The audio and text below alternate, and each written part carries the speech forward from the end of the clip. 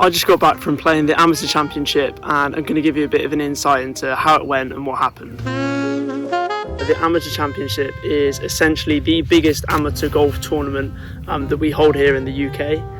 The field is 288 players who play 2 qualifying rounds on 2 different golf courses to qualify in the top 64 to go and play match play. From there is straight elimination knockout. Finishes on the Saturday where you have 2 players and they play a 36-hole match to decide the winner.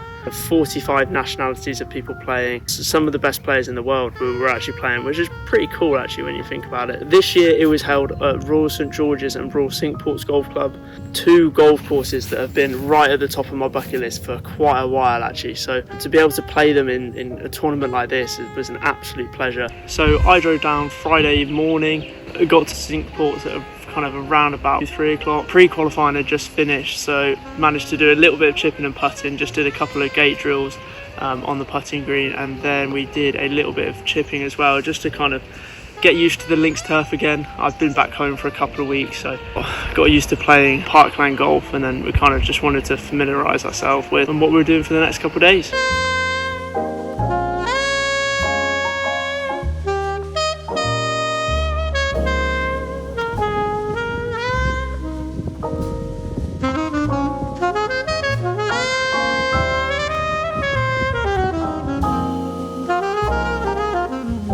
Yeah, the practice round at Cinque Ports was really good fun actually. I was teeing off at 8:30. I was playing with Billy and Max, who are from Australia, and I was playing with my mate Tom as well, who plays for Wales. So we had a pretty handy 4-ball between us. We played a little money match. Unfortunately, me and Tom lost the money match to Billy and Max, which is never ideal, but Tom played solid, I played alright, played well, and Billy actually made it to the quarterfinals as well, which kind of shows the level of golf that he was playing. He was solid and making putts from all over the place. So, I mean, when he gets going, it's a pretty good thing to watch. It's yeah, he's pretty good on the greens. Yeah, you can always pick up things that other good players do, which doesn't hurt either. So, yeah, all in all, it was a good day. Then after the practice round, I went back to Royal St George's just to get a bit of range work done, just to kind of practice knocking the ball down with my irons. Doing the same thing with driver as well, because a couple in-to-win tee shots that I struggled with. So yeah, we went back to the range just to practice that.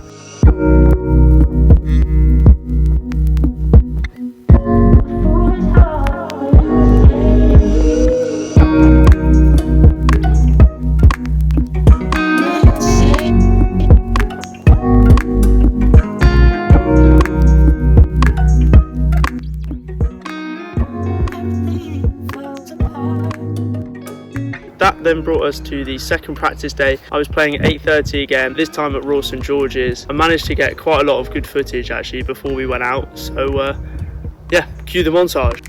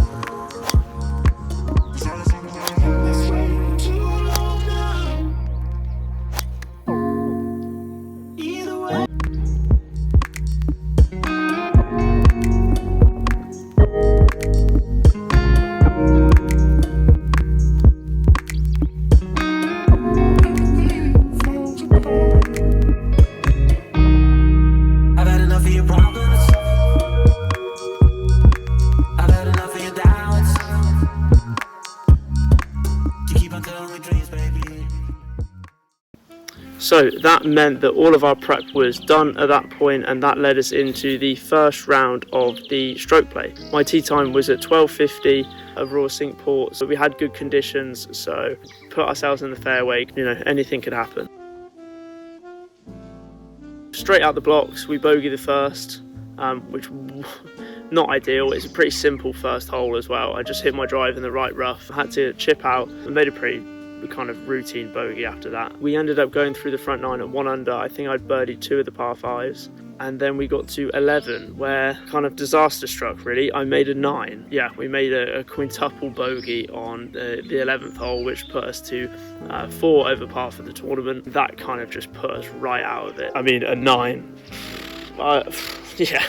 That's never good. It doesn't matter what tournament you're playing in, that's not going to help you. So I hit 2 balls in the long rough. Again, it was wind into out the left. Mentally, I picked my line, committed to the shot. It was just, I just put 2 bad swings on it, and kind of it cost me a lot in that moment. Pretty happy with how I responded to it. I kept my head as much as I could, making a 9. And then after that, I didn't drop a shot, picked one up on the par 5. We came in at 3 over par in the end for the first round. So yeah, obviously finishing 3 over, not great. We kind of knew I had to get after it at St George's the day after. But all in all, I think in terms of where my game felt, it felt in a good spot. But obviously I was pretty annoyed with how we finished, because I've played a lot better than that.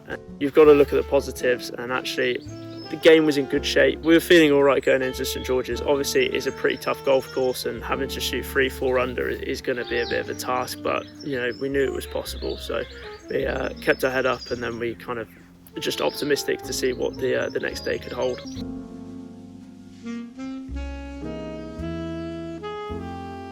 Going into the second day, kind of judging by how everybody scored, you kind of know that the cut's going to be around like level 1 under. Obviously sitting at 3 over, I knew that I kind of had to go out and make some birdies at St George's. Luckily I was teeing off at 8:50, so had a good tee time. There wasn't really too much wind, ideal conditions really. And again, I was hitting it good, so I knew I was going to give myself chances. It was just I needed to try and hole a couple putts. And to be fair, we kind of did that. We birdied the par 3 6th, and I birdied the par 5 the 7th, so I was 2 under through 7. Again, it's St George's, it's a tough golf course. 2 under is like, it's good, but we needed to keep pushing on. From there, 12 I think it was, the short par 4, hit a nice tee shot, had about 50 yards in, actually hit the flag with my approach shot, hit it to a couple of feet, tapped in for birdies. And the hole after that, I've actually holed my wedge shot from 100, I think it was about 130 yards. So yeah, we holed that one for an eagle. That put us to 4 under par, put us 1 under for the tournament, right near the cut line, even after making a 9. So I was like, kind of keep my head down, keep concentrating, and yeah, we can kind of see where we end up. Made a load of really good up and downs and good saves on 15, 16 and 17, and then unfortunately on the last hole it was again wind in out the left, and I pulled my drive into the rough, so we finished with a bogey to finish 3 under for the round, so that's level par for the tournament. And again, I kind of knew after I made bogey I was going to be 1 short. Yeah, it kind of sucks just to miss the match play, but there's a lot to take from it actually. In conclusion, the kind of areas that I kind of need to work on based off the stats that I've done, if you take those 2 lost balls out and those 4 penalty shots, I'm actually 3 shots up, strokes gained off the tee, which is actually pretty good. It just shows you that other than the 4 bad drives I hit, I actually drove it pretty good. Obviously a correlation between bad drives I hit and the wind that I was in. The wind was in out the left every single time I hit a bad drive, so that's something that I'm going to need to go back to the drawing board and kind of fix a little bit. I either need to kind of learn to move it right to left in that wind and hold it, just something that just allows me to be a little bit more repeatable in that wind, because it's yeah, it was not good. And then the other things I need to work on a little bit after those 2 rounds is just putting. Hold out well, my lag putts were pretty good. I don't think I had a 3 putt. It's just I need to hold more mid-range putts, 15 to 20 feet. And that range. So I think in the drills that I'm going to do in the next couple of weeks, a lot more skills tests based on that length of putt. Because again, I gave myself plenty of chances. If I can just hold a couple more, then we can make some more birdies, and that'll make life a little bit easier going forward. So all in all, yeah, it does suck a little bit not making the match play, but I can't really sit around and cry about it. It's just one of those things. That's how it goes. There are positives to take. Obviously a little bit of disappointment, but that's part of it. We'll bounce back. So obviously from there I didn't make it into the match play, but we still had the accommodation for another night. So me and Kieran, my mate who was caddying for me, we went to the golf course the next day, and my good friend Jamie was playing against the world number 7, Ethan Fang. Obviously I wanted to go and support my mate, but also at the same time it was quite a good opportunity to go and see how Ethan kind of gets his way around the golf course, what he does, see really if I can learn anything from him, because you know he's world number 7 for a reason, right? So yeah, Jamie ended up losing on the last hole, which is a big shame really. Played mint the whole way through. He made 4 birdies in a row on the first 9, was 3 up through 10.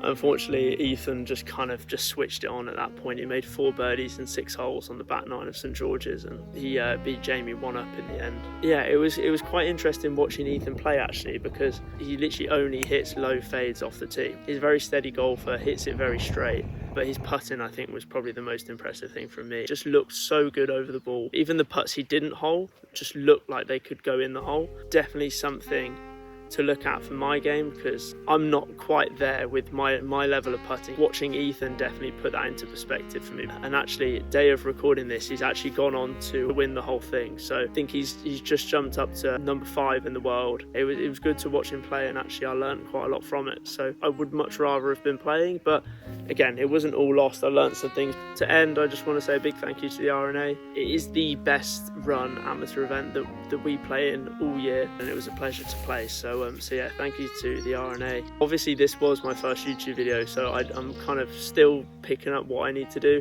I don't know if it's better to do like a little bit of a more vloggy style when I'm there, or kind of like a little bit more behind the scenes, or kind of like an overview like this. I'm not really too sure, so let me know what you think's a little bit better, and yeah, we'll see you later.